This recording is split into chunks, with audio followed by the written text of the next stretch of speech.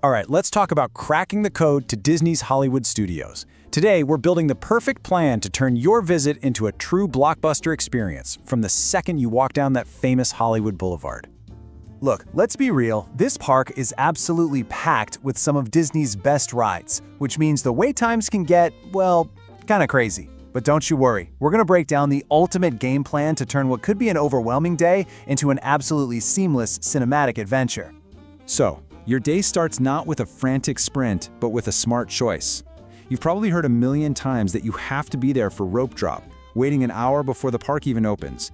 But here's the thing, you can totally arrive right at the official park opening and still have an amazing day without all that pre-dawn stress.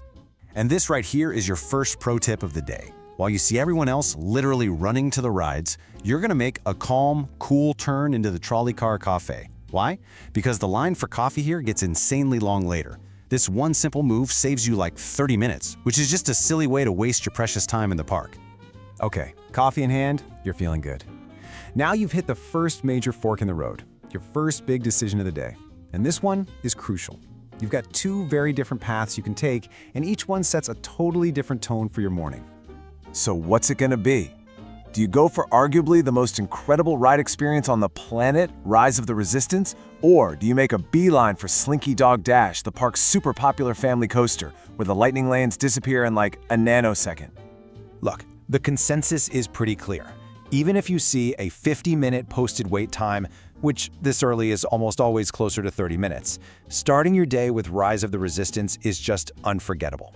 It really does set that epic, cinematic feel for the rest of your day. So, you've just escaped the clutches of the First Order. You've earned a reward, right? And it just so happens to be one of the best breakfast items in all of Walt Disney World. And the best part? You don't even have to leave the planet of Batuu. It's time for the legendary Ronto Wrap. Now let's talk about what makes this thing so special. The wrap itself is awesome. Eggs, sausage, cheese, pita, great. But the secret, the absolute game changer, is the peppercorn sauce. You have to ask for extra. Seriously, don't be shy. It takes it to a whole new level.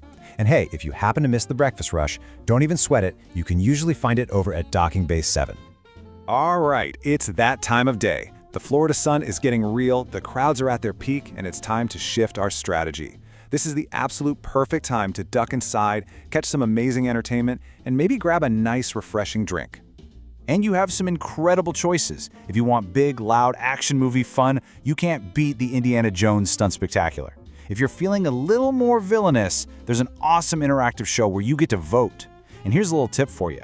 A couple of these theaters are covered but outdoors, which means you can bring a drink in with you. A cool show and a cool drink? Yes, please. And speaking of drinks, if you want to feel like a classic Hollywood movie star for a bit, you gotta hit up the Hollywood Brown Derby Lounge. It's the perfect spot to just chill, soak in that old school glamour, people watch, and get a genuinely well-crafted cocktail. If you need a recommendation, trust me on this one, the Pomegranate Whiskey Sour. It is consistently one of the best drinks in the entire park, hands down. It has this perfect balance. It's not too sweet, not too strong, it's just delicious. An absolute classic for a reason. Okay, feeling good? Refreshed? Recharged? Good, because now it's time to hit the big thrill rides as the sun starts to go down. And the key to doing this without spending hours in line is mastering the art of the lightning lane. So what is Lightning Lane? It's super simple. It's the paid service that lets you book a return time for a ride so you can waltz right past the regular standby line. If you learn how to use it right, it's basically your superpower for the rest of the day. And this is where the magic happens. We're going to use a strategy called stacking. First, when you're booking ahead, you grab Slinky Dog Dash, because that one's gone in a flash. Then, the second you scan into a ride, you pull out your phone and immediately book your next ride for later in the day. You keep doing this, and by late afternoon, boom, you've got a chain of reservations lined up, back to back to back. It's a game changer. And you want to know a little secret that makes that stacking strategy even more powerful? There's this unofficial grace period for lightning lanes. So your return window is an hour long, right?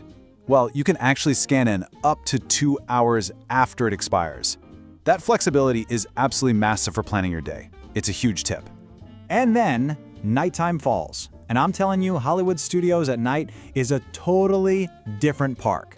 The neon starts to glow, the whole energy of the place just shifts. It's pure magic, and it all builds up to a grand finale and a peek at what's coming next.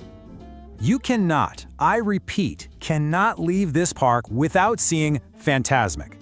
This is not just some fireworks display. It's a full-on spectacle with massive water screens, boats, fire, live actors, and pretty much every Disney character you can imagine.